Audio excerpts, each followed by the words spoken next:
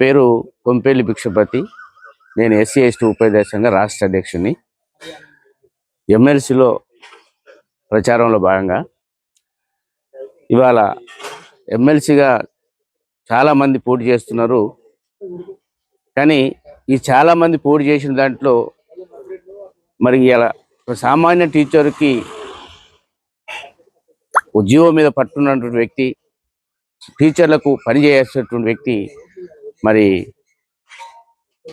ST జాక్టు బలపరిచినటువంటి పూల రవీందర్ గారికి మీ యొక్క ఓటు వేసి మొదటి ప్రాధాన్యత ఓటేసి మరి గెలిపించవలసి కోరుతా ఉన్నా. ఇవాళ మనం ఆలోచించాలి, మహిళా ఉపాధ్యాయులకు చైల్డ్ కేర్ లీవ్ తెచ్చినటువంటి ఘనత మరి ఆనాడు ఎమ్మెల్సీ ఉన్నటువంటి పూల రవీందర్ గారే సాధించి పెట్టాడు అనేది నేను గుర్తు చేస్తున్నా. ఆ చైల్డ్ కేర్ లీవ్ ఇవాళ కొంతమందికి మరి యూజ్ అయిందో కాలేదో, కానీ కొంతమంది ఉపయోగించుకోరు, కొంతమంది ఉపయోగించుకోలేని పరిస్థితుల్లో ఉన్నారు.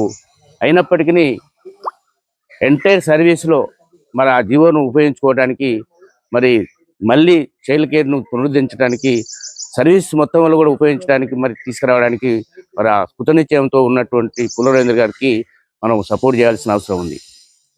ఇంకో విషయం చెప్తా ఉన్నా, సకల జనుల సమ్మెలో మనందరం కూడా తెలంగాణ మూమెంట్లో జాక్టో ఉన్న చైర్మన్ ఉన్నప్పుడు సకల జన సమ్మె చేస్తున్న సందర్భంలో 33 రోజులు సమ్మె చేశాము. ఆ 33 చేసిన సందర్భంలో మరి మనకందరికీ ఆ రోజు జీతాలు రాలే. అప్పుడున్నటువంటి గౌరవ ముఖ్యమంత్రి కిరణ్ కుమార్ రెడ్డి గారు ఉన్నప్పుడు ఈ పూల రవీందర్ గారు మరి ఆలోచన చేసి మళ్ళీ ముఖ్యమంత్రి గారిని కలిసి జీతం అంటే మీకు ఉన్నటువంటి లీవ్స్ పెట్టుకోమన్నటువంటి ఆదేశాలు ఇస్తే, లేదు కాదంటే మళ్ళీ రెండోసారి సమ్మెకి వెళ్తామని చెప్పి ఆటోమేటిక్గా వేయడం వల్ల మనకు ఆ రోజు 33 రోజులు సమ్మె జీతం మనం బేషరతుగా తీసుకున్నటువంటి ఘనత అది పూల రవీందర్ గారు ఇప్పించారని చెప్పి నేను మనం చేస్తాను. అట్లే జీవో నెంబర్ 155 తీసి ఆ సాలరీని మన సమ్మె కాలం మొత్తం కూడా జీతం తీసుకున్న సందర్భాన్ని మేము గుర్తు చేస్తా ఉన్నాం. అట్లాగనే ముఖ్యంగా ఈరోజు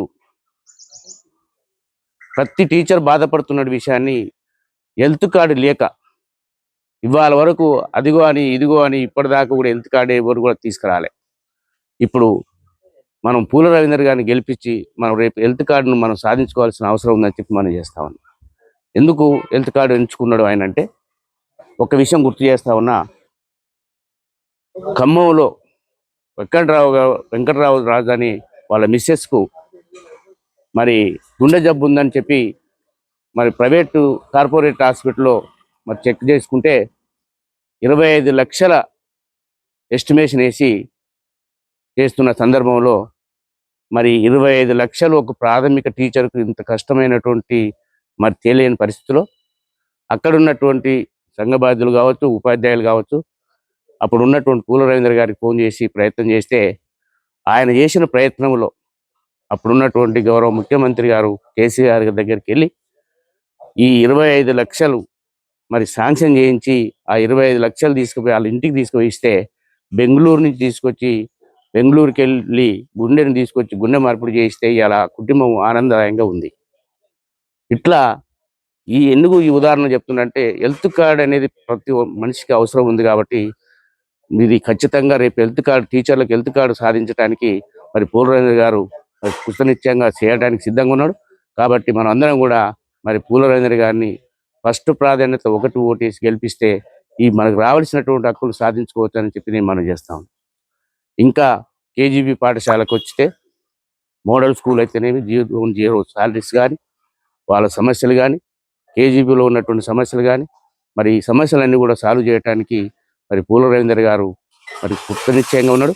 మరి మెజార్టీ, అఖండ మెజార్టీతో గెలిపించి మన టీచర్లకు రావాల్సినటువంటి హక్కులు సాధించుకోవడంలో మనం ముందుంటామని చెప్పి మరి మనం చేస్తా ఉన్నాం. ప్రతి టీచర్ ఆలోచించాల్సిన అవసరం ఉంది. మరి ఈరోజు మరి ఎక్కడ వెళ్ళారో ఏమయ్యారో కానీ ఇవాళ వరకు ఏడేసిన గొంగలు అక్కడే ఉంది, ఏ సమస్య కూడా సాల్వ్ కాలేదు.